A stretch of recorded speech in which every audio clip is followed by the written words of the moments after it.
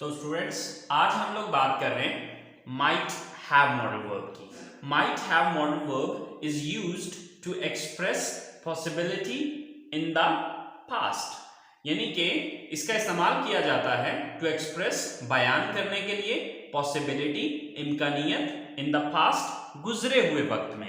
वो काम जिनमें 50% होने के चांसेस होते हैं और 50% काम ना होने के चांसेस हों, यानी कि जिसमें 50-50 चांसेस हो सकता है वो काम हो भी जाए और शायद ना भी हो।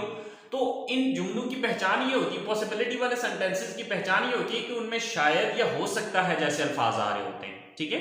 यानी कि उसमें पॉसिबिलिटी पाई जा रही होती है, उसमें कोई श्योरिटी नहीं होती, कंफर्म नहीं होता कि ये काम होगा ही होगा और ये भी कंफर्म नहीं होता कि ये काम नहीं होगा। उसमें पॉसिबिलिटी पाई जा रही होती है किसी काम के होने की या पॉसिबिलिटी पाई जा रही होती है किसी काम के ना होने की। Assalamu alaikum. Welcome to my YouTube channel Knowledge for Students. Students, today we are starting class number 53 and in today's class we are going to talk about might have. But students, class शुरू करने से पहले अगर अभी तक आप लोगों ने मेरे चैनल को सब्सक्राइब नहीं किया तो प्लीज़ सब्सक्राइब के बटन पर क्लिक कर दें। अगर आपको मेरी वीडियोस पसंद आ रही है और अगर आप इनसे कुछ सीख रहे हैं तो प्लीज़ लाइक एंड शेयर के बटन पर क्लिक कीजिए और अगर आपको कोई भी कन्फ्यूजन हो रहा है तो आप लोग कमेंट्स बॉक्स में जाके कमेंट्स कर सकते हैं। तो चलें स्टार्ट करते हैं हमारी आज की क्लास। तो स्टूडेंट्स आज हम लोग बात कर रहे हैं माइट हैव मॉडल वर्ब की। सबसे पहले हमें ये चीज अंडरस्टैंड करनी है कि माइट हैव मॉडल वर्ब को हम किस तरह के सेंटेंसेस में या किस पर्पस के लिए यूज करते हैं। Students, might have modal verb is used to express possibility in the past, यानी कि इसका इस्तेमाल किया जाता है टू एक्सप्रेस बयान करने के लिए पॉसिबिलिटी इम्कानियत इन द पास्ट गुजरे हुए वक्त में। देखिए, गुजरे हुए वक्त में जब भी आप किसी की पॉसिबिलिटी या इम्कानियत को बयान करना चाहते हैं तो उसके लिए हम माइट हैव का यूज करेंगे। तो सबसे पहले ये समझ लेते हैं कि पॉसिबिलिटी होती क्या है, इम्कानियत किस चीज को कहा जाता है। यानी कि वो काम जिनमें 50% होने के चांसेस होते हैं और 50% काम ना होने के चांसेस हों, यानी कि जिसमें 50-50 चांसेस हो सकता है वो काम हो भी जाए और शायद ना भी हो। तो इन जुमलों की पहचान ये होती है, पॉसिबिलिटी वाले सेंटेंसेस की पहचान ये होती है कि उनमें शायद या हो सकता है जैसे अल्फाज आ रहे होते हैं, ठीक है। यानी कि उसमें पॉसिबिलिटी पाई जा रही होती है, उसमें कोई श्योरिटी नहीं होती, कंफर्म नहीं होता कि ये काम होगा ही होगा और ये भी कंफर्म नहीं होता कि ये काम नहीं होगा। उसमें पॉसिबिलिटी पाई जा रही होती है किसी काम के होने की या पॉसिबिलिटी पाई जा रही होती है किसी काम के ना होने की, right. So to express possibility in the past, यानी कि पास्ट में किसी की पॉसिबिलिटी को बयान करने के लिए हम माइट हैव का यूज करते हैं। उर्दू जुमलों में शायद या हो सकता है, उर्दू जुमलों में शायद या हो सकता है और आखिर में चुका हो, चुकी हो और चुके हूं वगैरह आता है।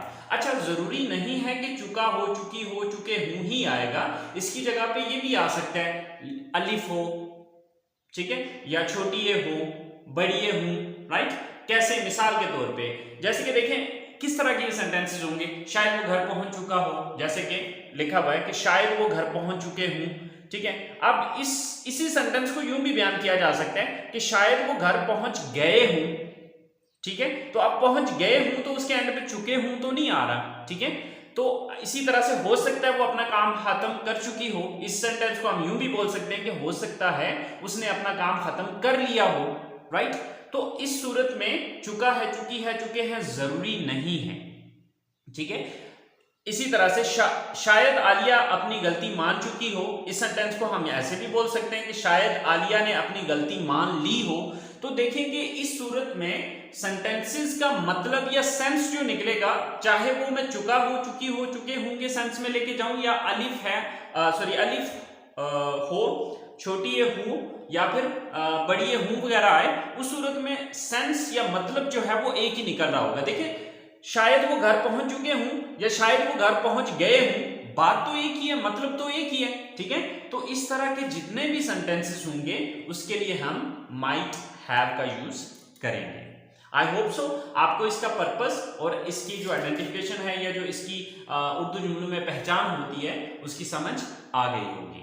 सो students, how to make these sentences. अब हमें ये चीज समझनी है, when we are going to speak them or when we want to convert them into English, then how can we make them? यानी कि अगर हम इन सेंटेंसेस को बोलना चाहते हैं या फिर इन सेंटेंसेस को उर्दू से इंग्लिश में कन्वर्ट करना चाहते हैं तो फिर हम उनको कैसे करेंगे। सो स्टूडेंट्स, इसकी स्ट्रक्चर है, first of all you have to write subject, after that might have, then third form of the verb and then object. Right, simply करना यह है, सब्जेक्ट लगाना है, might have, then third form. अच्छा, अब यहां पर हम थर्ड फॉर्म का यूज क्यों कर रहे हैं? अब आपने ये बात याद रखनी है कि जब भी हैज या हैव आए, हैज या हैव आए और उसके बाद कोई वर्ब हो तो वो हमेशा थर्ड फॉर्म में आएगा। ठीक है, अगर हमारे पास हेल्पिंग वर्ब हैव आ रहा है या हैज आ रहा है, ठीक है, और उसके बाद अगर कोई मेन वर्ब आता है तो वो हमेशा थर्ड फॉर्म में आएगा। ठीक है, तो इस वजह से यहां पर अब चूंकि ये माइट हैव था तो इसके बाद जो हमारे पास वर्ब आएगा वो थर्ड फॉर्म में आएगा एंड देन ऑब्जेक्ट। राइट, अच्छा, अब इन सेंटेंसेस को हम इंग्लिश में कन्वर्ट करके देखते हैं। देखिए, जैसे कि हमारे पास सबसे पहला सेंटेंस है कि शायद वो घर पहुंच चुके हूं। Right, so first of all we have to look at the subject, that who is the subject in this sentence. कि हमें सबसे पहले ये चीज देखनी है कि इस जुमले के अंदर सब्जेक्ट कौन है। तो सब्जेक्ट कौन है? वो। ये शायद वो घर पहुंच चुके हूं, तो यानी कि वो ज्यादा है, वो सिंगल नहीं है, वो दो या दो से ज्यादा की बात हो रही है। ठीक है, तो वो ज्यादा की इंग्लिश क्या होती है? दे। सो हमारा सब्जेक्ट लिख लिया गया। इसके बाद might have, they might have, then third form of the verb। अब वर्ब यहां पर देखना है कि क्या है। यहां पर वर्ब है पहुंचना। ओके, पहुंचना की इंग्लिश क्या होती है? अराइव। अराइव भी होती है, रीच भी होती है, आपको दोनों में से जो बेटर लगे आप यूज कर सकते हैं, बट मैं यूज कर रहा हूं अराइव। तो अराइव की जो थर्ड फॉर्म होती है वो है arrived. So they might have arrived, कहां पहुंच चुके होंगे? घर, home. They might have arrived home. They might have arrived home. वो शायद घर पहुंच चुके हों या हो सकता है वो घर पहुंच गए हों। ठीक है, दोनों सूरतों में उर्दू चाहे शायद या हो सकता है के सेंस में लें, चाहे चुके हों के सेंस में या पहुंच गए हों के सेंस में लें, आप दोनों सूरतों में इंग्लिश सेंटेंस यही बनेगा। अच्छा, अब इसी तरह से नेक्स्ट सेंटेंस है हमारे पास, हो सकता है वो अपना काम खत्म कर चुकी हो सकता है वो अपना काम खत्म कर चुकी हो। सो सब्जेक्ट कौन है? वो, यानी कि वो एक लड़की है। So she, then might have,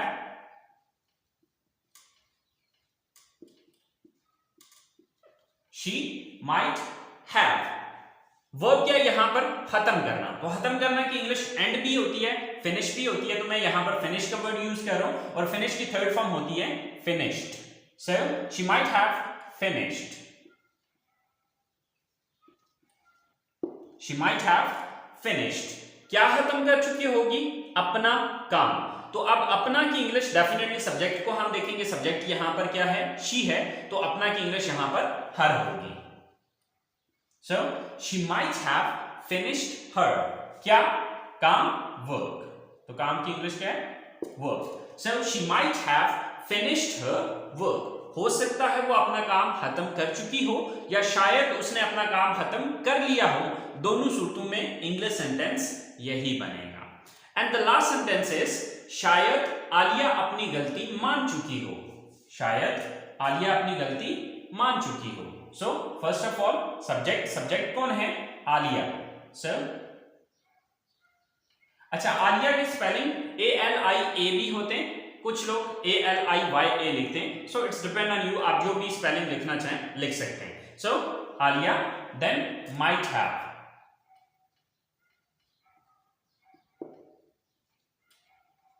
Aliya might have. Verb क्या यहां पर? मानना।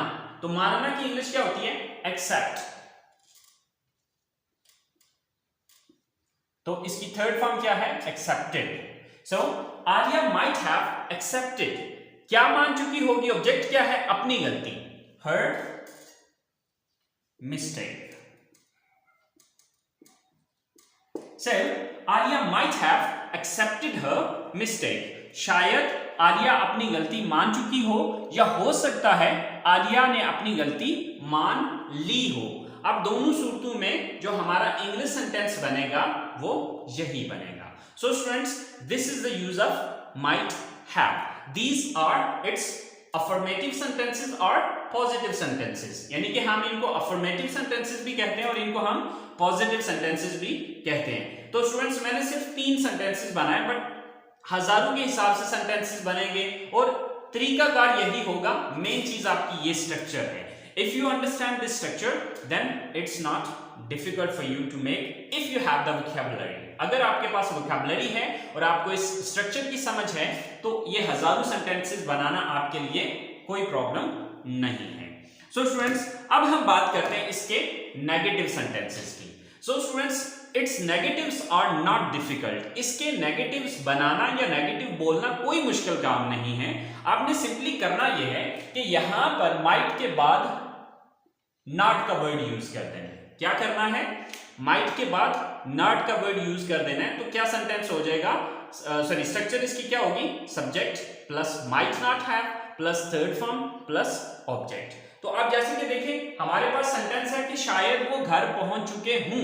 अगर इसको मैं नेगेटिव में लेके जाता हूं तो ये सेंटेंस ये बनेगा कि शायद वो घर ना पहुंचे हूं या शायद वो घर ना पहुंच चुके हूं, राइट?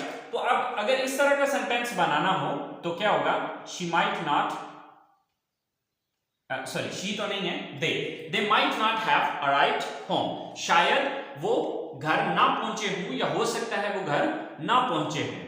ओके, इसी तरह से हो सकता है वो अपना काम खत्म कर चुकी हो। तो इस सेंटेंस को हम यूं भी नेगेटिव में बनाएंगे कि हो सकता है उसने अपना काम खत्म ना किया हो या उसका काम खत्म ना हुआ हो। ठीक है, so she might not have finished her work. तो देखिए मैं कोई लंबा चौड़ा काम नहीं कर रहा, कोई बड़ा तीर नहीं मारा, सिंपली ये कर रहा हूं कि माइट के बाद नॉट का वर्ड यूज कर रहा हूं। ठीक है, इसी तरह से शायद आलिया अपनी गलती मान चुकी हो या शायद आलिया ने अपनी गलती मान ली हो। तो जब इसका नेगेटिव बनाएंगे तो इसका नेगेटिव क्या हो जाएगा?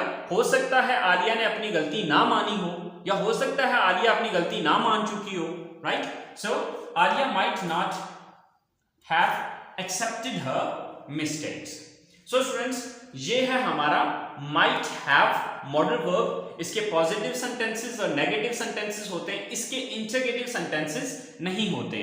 ठीक है, अब देखिए ना, हम किसी से ये तो नहीं पूछते कि क्या शायद उसने ऐसा कर लिया होगा या क्या वो शायद ऐसा कर चुका होगा या क्या शायद वो ऐसा कर चुकी होगी, राइट? तो इस तरह के सेंटेंसेस हम नहीं बनाते, इसलिए माइट हैव के इंटरगेटिव सेंटेंसेस नहीं होते। माइट के, माइट बी के और माइट हैव के, ठीक है, इनके सिर्फ पॉजिटिव और नेगेटिव सेंटेंसेस होते हैं, इनके इंटरगेटिव सेंटेंसेस नहीं होते हैं। सो आई होप सो स्टूडेंट्स, आपको माइट हैव मॉडल वर्ब की समझ आ चुकी होगी। फिर भी अगर कोई चीज समझ में नहीं आती है, अगर कोई कंफ्यूजन है, तो प्लीज आप लोग कमेंट्स बॉक्स में जाके कमेंट्स कर सकते हैं।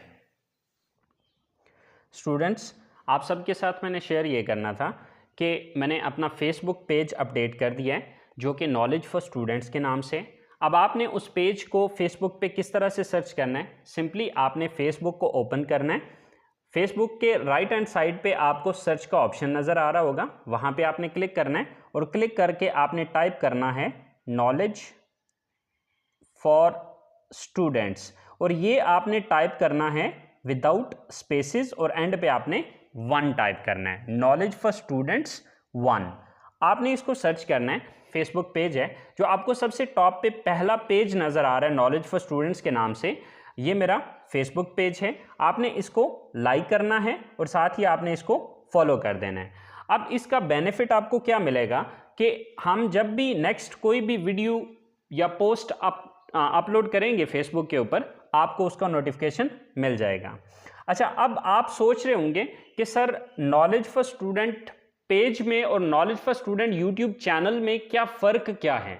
तो स्टूडेंट्स, अक्सर औक़ात स्टूडेंट्स जो है वो यूट्यूब के वीडियोस के अंदर कमेंट्स कर रहे होते थे कि सर आप होमवर्क अपडेट करें। अब यूट्यूब के ऊपर राउंड अबाउट 51 क्लासेस मैं अपलोड कर चुका हूं, ठीक है, जिसमें से मैंने सिर्फ एक आध क्लास का होमवर्क दिया था। अब ये है कि फेसबुक पेज का आपको बेनिफिट ये मिलेगा कि वो सारी क्लासेस जो मैंने यूट्यूब के ऊपर अपलोड की हुई हैं वो सारी क्लासेस मैं यहाँ पर भी अपलोड करूँगा, लेकिन हर क्लास के बाद इसका होमवर्क आपको साथ मिलेगा, क्योंकि उन क्लासेस के अंदर आपको होमवर्क नहीं मिल रहा था, आपको प्रैक्टिस मटेरियल नहीं मिल रहा था, लेकिन यहाँ पर फेसबुक पेज के ऊपर आपको हर क्लास के बाद जो है एक वीडियो मिलेगी जिसके अंदर आपको उसका होमवर्क या उसका प्रैक्टिस मटेरियल या उसका टेस्ट मिलेगा, जिसमें आप अपने आप को चेक कर सकेंगे कि आया कि आप इस वीडियो से या इस लेसन से कितना सीख पाए या कितना समझ पाए। तो इसलिए ये पेज मैंने बनाया है। आई होप सो आपको इससे काफ़ी बेनिफिट मिलेगा। तो नेक्स्ट क्लास तक के लिए मुझे इजाज़त दीजिए, दुआओं में याद रखिएगा। अल्लाह हाफिज़।